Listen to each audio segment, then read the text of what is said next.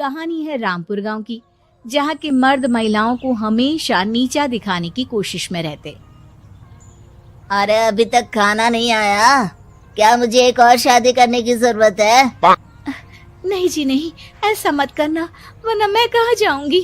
खाना लेकर मैं अभी आई जी। गांव की पंचायत में भी फैसले हमेशा औरतों के खिलाफ ही रहते। मैं जो फैसला सुनाता हूँ वो भगवान की आज्ञा होती है। इस लड़के ने अपने मन से शादी करके अच्छा नहीं किया। लड़के को घर भेज दो और इसकी शादी इसकी जाति की किसी लड़के से करवा दो, लेकिन ये लड़के, इसे तो गांव के बाहर निकाल दो। नहीं नहीं जमींदार साहब, ये क्या बोल रहे हैं? ऐसा नहीं हो सकता। मेरी बेटी मासूम है, इसे अच्छे बुरे की समझ नहीं है। अरे कहाँ जाएगी ये बेचारी? कहाँ जाएगी? इतनी चिंता है तो पूरे परिवार का गांव निकाला कर देते हैं। बेचारे पूरे बसे बसाए परिवार को गांव छोड़ना पड़ता है। चाहे जो हो, अगर बेटियों को कंट्रोल नहीं कर सकते तो गांव में रहने का कोई मतलब नहीं है। यहाँ औरतों को दब कर रहना होगा। कोई भी अपने हिसाब से कुछ नहीं कर सकता, सब ईश्वर की मर्जी से ही होगा। तभी गांव का एक आदमी दौड़ा दौड़ा आता है।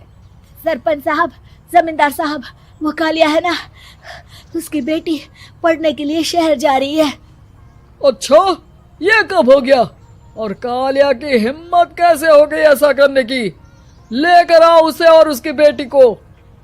बस फिर क्या था, हाजिर हो जाते हैं कालिया और उसकी बेटी सरपंच के सामने। और कालिया, ये क्या सुनने में आ रहा है? बेटी को इंजीनियर बना रहा है तू? और ये बता, गांव में तो स्कूल नहीं है, फिर कहां से इतनी क्लास पास कर गई तेरी बेटी? राधा, जो कि कालिया की बेटी है, उसे लगता है कि सरपंच उसकी तारीफ कर रहे हैं। सरपंच जी, मैंने ऑनलाइन पढ़ाई की है, डिस्टेंस लर्निंग से। सभी में मैंने अच्छे नंबर पाए हैं, जिसे देखते हुए शहर की इंजीनियरिंग कॉलेज में मुझे स्कॉलरशिप मिली है। वाह जी वाह, क्या होती है ये? पहले तो ये बताओ, फिर आगे की बात करते हैं। पूरा गांव राधा की बात सुन रहा था और राधा बोलती जा रही थी। तो ऐसे मैं फ्री में एक अच्छी शिक्षा लेकर गांव में जो कुछ परेशानियां हैं, जैसे बिजली, पानी और इंटरनेट जैसी समस्याओं के लिए काम करूंगी। मैं गांव को शहर से जोड़ने के लिए पुल का निर्माण करवाने का प्रस्ताव रखूंगी। मुझे पूरी उम्मीद है कि जल्द ही हमारा गांव भी तरक्की की राह पर चल पड़ेगा। राधा की बात सुनकर सारे गांव वाले ताली बजाने लगते हैं। सरपंच को समझ नहीं आता कि वो क्या करे। चुप रह नादान लड़की, गांव के खिलाफ जाने के लिए तुझे गांव से बेदखल कर दिया जाएगा, वो भी पूरे परिवार के साथ। और हाँ, अगर ठीक से गांव में रहना चाहती है तो ये पढ़ाई लिखाई छोड़ दे। हम तेरे लिए गांव का कोई होनहार लड़का देखेंगे। तभी गांव का एक आदमी बोल पड़ता है। अरे नहीं नहीं सरपंच जी, राधा बिटिया जो बता रही है, अगर वैसा हो जाए तो हम लोगों को पैसा कमाने के लिए बाहर नहीं जाना पड़ेगा। हाँ जी, और ना ही कोसों दूर पानी के लिए भटकना पड़ेगा। हमारे बच्चे भी अच्छी पढ़ाई कर सकेंगे और आगे बढ़ेंगे, ना कि हमारी तरह खेती करते बैठेंगे। क्यों गांव वालों, राधा बिटिया का साथ देना चाहिए ना। सरपंच देखता है कि गांव राधा के साथ है तो वो चुप हो जाता है। वो घर आकर अपने सलाहकार से बात करता है, जो बहुत ही चालाक किस्म का इंसान होता है।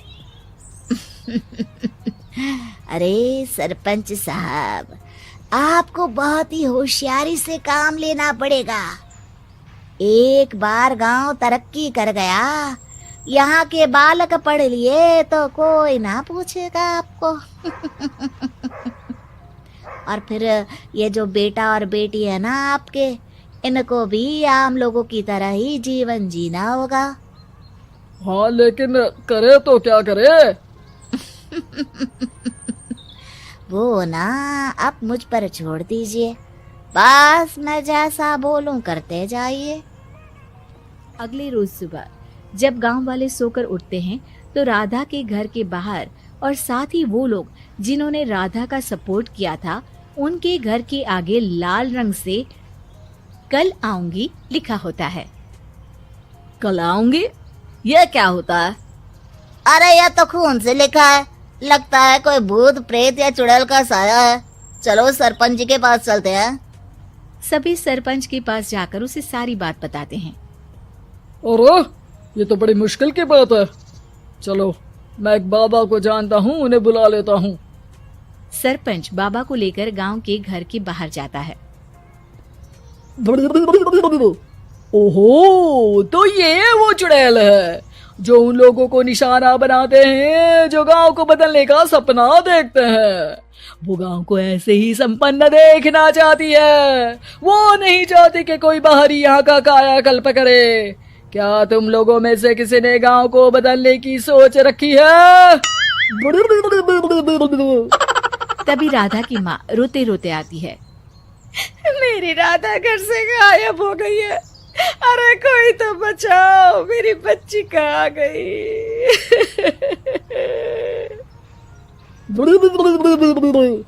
ले गई वो चुड़ैल, तेरी बच्ची को ले गई।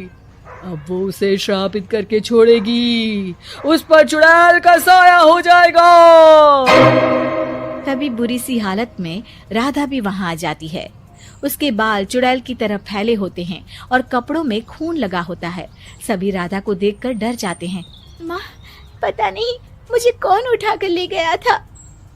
अरे दूर दूर हो जा चुड़ैल, अब हम लोग इस गांव में नहीं रुकेंगे। अरे कैसे बातें कर रहे हैं आप? कल तो आप मेरे भरोसे गांव का हुलिया बदलने, अपने बच्चों को पढ़ाने और तरक्की उन्नति की बात कर रहे थे, तो आज क्या हो गया आपको? ये फिर तुम लोगों को बहकाएगी। ये चुड़ैल गांव में आ चुकी है, ऐसे ही ये तुम्हारे घर के बच्चों को भी ले जाएगी। गांव वाले राधा को गांव से बाहर निकाल देते हैं। उसके माँ बाप रोते रहते हैं, लेकिन गांव वाले नहीं मानते। मैं भी अपनी बहन के साथ गांव के बाहर रहूंगा, लेकिन वो पढ़ाई नहीं छोड़ेगी। वहीं सरपंच के घर पर सलाहकार कहता है। देखा, सांप भी मर गया और लाठी भी नहीं टूटी। लेकिन अगले ही दिन सरपंच के घर के बाहर भी वही शब्द लिखे होते हैं। और फिर सरपंच की बीवी कहती है, हमारी बेटी को किसी ने अगवा कर लिया है। तभी राधा का भाई वहां आ जाता है। अरे गांव वालों, मैंने सरपंच जी की बेटी को देखा था। वो चुड़ैल उसे उठाकर ले जा रही थी। अरे क्या मजाक कर रहे हो? नहीं नहीं सरपंच जी, आप नहीं जानते। वो चुड़ैल अब आपकी बेटी में आ जाएगी, जैसे राधा के अंदर आ गई थी। तभी सरपंच की बेटी वैसी ही हालत में वहां आती है जैसे राधा आई थी। पापा, पता नहीं कैसे मैं गायब हो गई थी। चुड़ैल, इसके अंदर भी चुड़ैल का साया है, मारो इसे। अरे नहीं नहीं, इसे भी राधा के पास गांव के बाहर ही भेज दो। अरे चुप रहो, मेरी बेटी कहीं नहीं जाएगी और चुड़ैल बुड़ैल कुछ नहीं होता है।